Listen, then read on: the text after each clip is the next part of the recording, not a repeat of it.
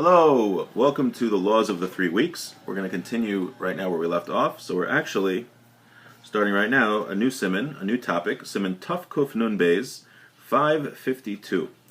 And in this siman we're going to start to talk about this is Suda HaMafsekes. The Suda HaMafsekes is the special meal we eat right before Tisha B'Av starts, so the eve of Tisha B'Av.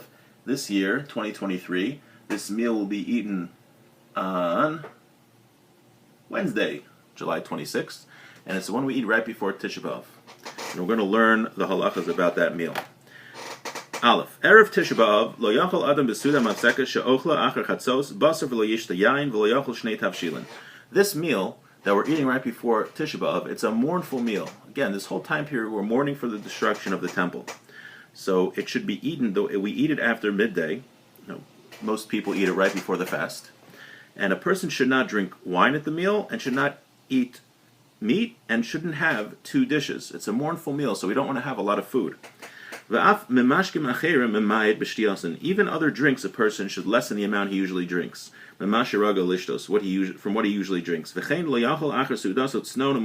should not eat a radish or a salty dessert type thing. Something that people eat during other times. That a person should be withholding some things. He should be not overindulging in this meal, again, because it's a mournful meal. Now, this doesn't mean that you can't eat before this. What people do is they eat, before, so that they're full before the fast. This is an official meal called the Suda Mafsekes. So, before Yom Kippur, we actually have a festive meal before Yom Kippur because we're very excited about the atonement that we're going to receive. But before Tisha B'Av, the meal that we have is a very mournful meal. Now, he's going to go through all these laws, but practically what we do is we just have a piece of bread, and we have an egg, we dip it in ashes, and we have some water. That's all we have for the meal. But he's going according now to the letter of the law, so that this final meal we're not overindulging. So practically what people do now is, again, they have a little piece of bread and an egg dipped in a little ashes and some water. And before that, people eat to fill themselves up to prepare for the fast and drink a lot. So now, but we're learning the letter of the law for these, for the last meal. So it says, the Mishnah Berurah says, Lo yachol kedei laharvus evel. Why are we having this minimized meal? To increase the mourning, v'liskor chorban habayis v'yitztar alav, to remember the destruction of the temple and to be pained by it. We should be feeling pain over what happened to the temple. She'ochla acher chatzos, and the Kamasif Tes, basar hainu medina deshas. Now, the Mishnah Berurah is dealing with a very interesting thing here. We said you can't have meat during the final meal, the Suda Mafsekes. But wait a minute, we're not supposed to eat meat during the whole 9 days. So he writes that according to the letter of the law of the Gemara, Medina Deshas, you're not allowed to have meat during this meal, the last meal. But however, the custom is to not eat meat for the 9 days. So according to the letter of the law in the Gemara, a person can't eat meat just for that meal. But the custom has become that to increase our mourning, we don't eat meat during the entire 9 days. He says if usually you drink 4 cups during a meal, only have 3 during this meal. Don't drink beer. But if you're a weak person, then you could drink beer, because beer used to strengthen people. Okay, that was Aleph. Let's do Beis. Even meat which is salty, that has salted meat that it's over 2 days and 1 night old. We'll see what the significance of that is soon. Ubasar ofos v'dakim, and chicken and fish.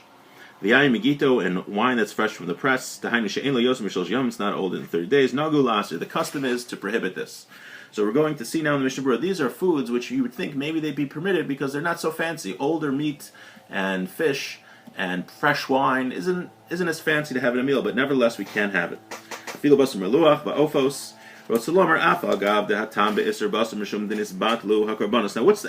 reason? Why don't we eat meat in the first time during the 9 days? So he says the reason is because we used to eat meat from the sacrifice that we brought in the temple, and we no longer have a temple. So to show our mourning for that, we don't eat meat. So maybe you would think you could have old salted meat that is older than 2 days. Why? After 3 days, because meat that was that old it would not have been brought as a sacrifice, could not be eaten as a sacrifice. The Shlomim sacrifice, which you had the most time to eat after you brought the sacrifice, you're only limited in the amount of time that you have to eat the meat from that sacrifice. So a Shlomim, you have 2 days and a night to eat.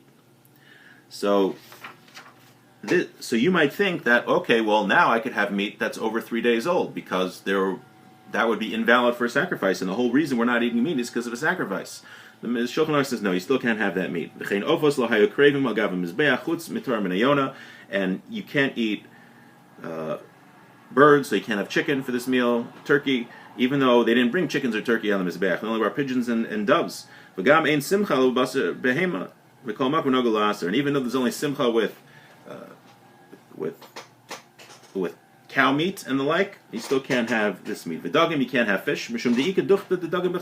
Some places they consider fish meat. Like it says in Yeridea. Also, the simcha fish is something that kings would serve at their tables. So a person has simcha, has happiness when he eats fish. And again, so we don't eat fish, we don't eat meat at this meal. Fresh wine, new wine, right? What's chashiv? What's important is older wine, aged wine. Fresh wine is not something which is important. Nevertheless, you can't eat it. So, but again, all of these things, what we practically do for this meal is we have a little piece of bread and we have an egg dipped in a little bit of ashes.